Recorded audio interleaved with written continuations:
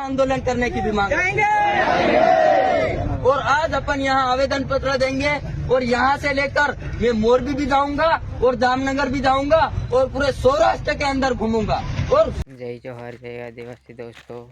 आज से कदम सिंह वीडियो तुम्हें देख लेજો एक बार, પછી कमेंट में बताओ તમારું કેવું છે। सौराष्ट्र को, पूरी सौराष्ट्र में जितने भी अपने आदिवासी भाई हैं वो सभी जागरूक हो जाओ और पूरे सौराष्ट्र के अंदर अपने हक और अधिकार के लिए अपन लड़ेंगे और लोगों को जागरूक करेंगे कि नहीं करेंगे।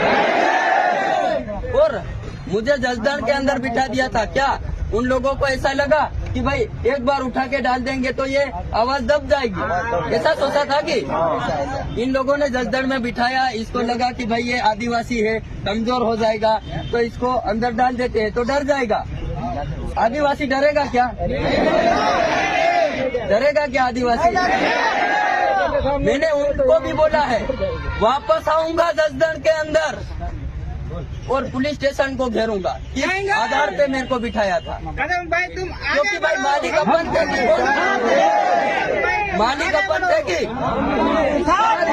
2011 का सुप्रीम कोर्ट का महाराष्ट्र में निर्देश दिया था कि इस देश का 8.5% मूल्य साचुं कीधुं छे जगदीश मेहताए भाई। अमुक सेटनुं काम तेवुं होय એટલે એમ જ કરતા હોઈએ। આ બીજા સેટનો વિડીયો તમે જોઈ લો। આજે જે માંગણી કરે છે 30% ભાગ દેવો, 1000 રૂપિયા દાડી દેવી, જે દાડી હાલતી હોય એ દાડી દેવામાં આવી છે મજૂરોને।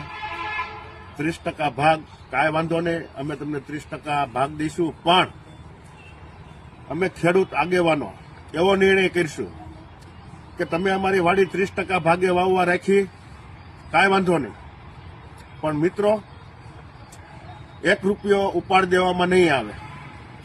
તમારે કોઈ હાજા માંદું થાય, બીમાર પડે, ખાવા પીવાનો 1 પણ રૂપિયો દેવામાં નહીં આવે ઉપાડ નામે।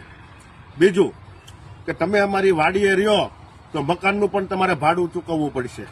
અમારી જગ્યામાં તમે ઝૂંપડું બાંધીને રહ્યો તોય તમારે જગ્યાનું ભાડું ચૂકવવું પડશે।